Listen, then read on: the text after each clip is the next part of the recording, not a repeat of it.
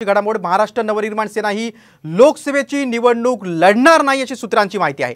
मनसे अध्यक्ष राज ठाकरे यांचा महायुतीला पाठिंबा असेल, मात्र राज्यात लोकसभा निवडणूक लढणार नाही अशी सूत्रांची माहिती आहे।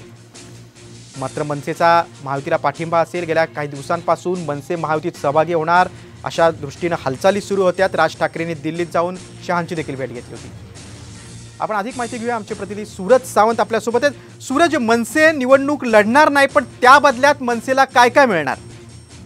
गिरीश, नक्कीच आपण पाहतोय की मनसेने एक महत्त्वपूर्ण निर्णय घेतलेला आहे। काही दिवसांपूर्वीच राज ठाकरे यांनी स्वतः केंद्रीय मंत्री अमित शहा यांची भेट घेतली होती। मनसे जवळपास महायुतीत आता जाणं हे निश्चित झाल्याचं माहिती ही समोर आली होती। मात्र आता ज्या पद्धतीने आपल्याला वाटत होतं की लोकसभा निवडणुकीत मनसे उतरणार महायुतीच्या बाजूने, मात्र तशी आता परिस्थिती होणार नाहीये।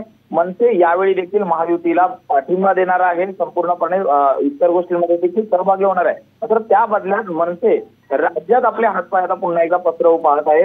मनसेकडनं राज्यात विधान परिषदेची आणि राज्यसभेची एक जागा ही दिली जाणार असल्याची माहिती ही मिळत आहे। महायुतीत या गोष्टींवरती चर्चा झालेली आहे आणि त्यावरती शिक्कामोर्तब झाल्याची माहिती मिळत आहे। त्यामुळे मनसे या पद्धतीने आपल्याला वाटत होतं की यंदाच्या लोकसभा निवडणुकीत महायुतीतून उतरेल, 1 ते 2 जागांची मागणी असेल, मात्र तसं न होता मनसे यावेळी देखील महायुतीत पाठिंबा देणार आहे। निश्चितच सूरज, कारण शिर्डीतून आणि दक्षिण मुंबई या जागा त्या मागत होत्या अशी चर्चा होती आणि बाळा नांदगावकर लोकसभा निवडणूक लढवतील त्या दृष्टीने देखील चर्चा होती। मात्र आता या चर्चेला कुठेतरी एक फुल स्टॉप मिळतोय आणि जागा लढणार नाही अशी माहिती समोर आलेली आहे। तुम्ही सविस्तर माहिती दिलीत त्या